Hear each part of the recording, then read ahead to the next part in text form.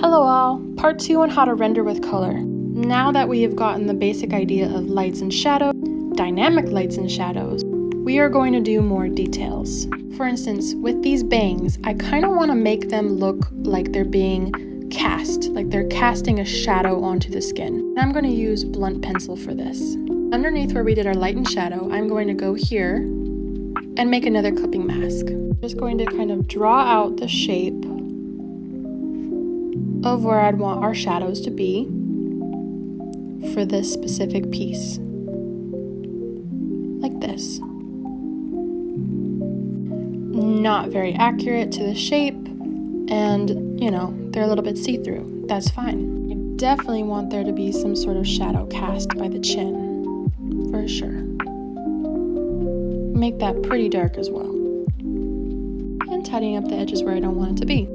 Definitely want there to be a shadow here. I'm not going to be afraid to make it really dark. I'm going to go up here and I'm going to go Gaussian blur. And I'm going to blur it like 2%. It's going to be very, very low.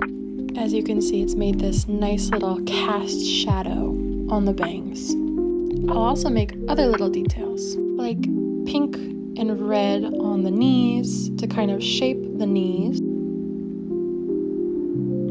Very subtly, and then blend that out like this. Maybe a tiny bit of blush in the cheeks, right under the eye. When we're also talking about details, the eyes are very specific.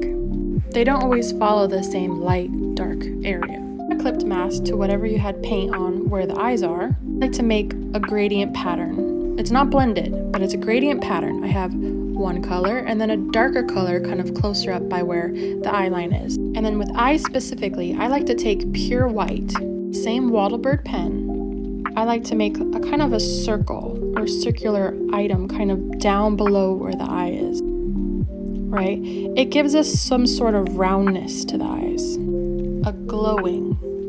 And then of course you'd go Gaussian blur and very lightly blur it. Don't blur it too bad.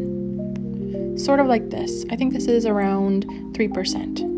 And then just continue until you get something like this. With the hair and the clothes. And then I made a whole bunch of dots, as I usually do. And then of course the water, which I just kind of free-handed, simple.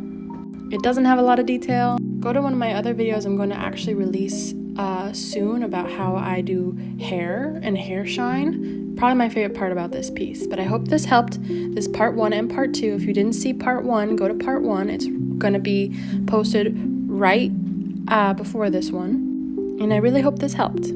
Ask me any questions in the comments. Bye!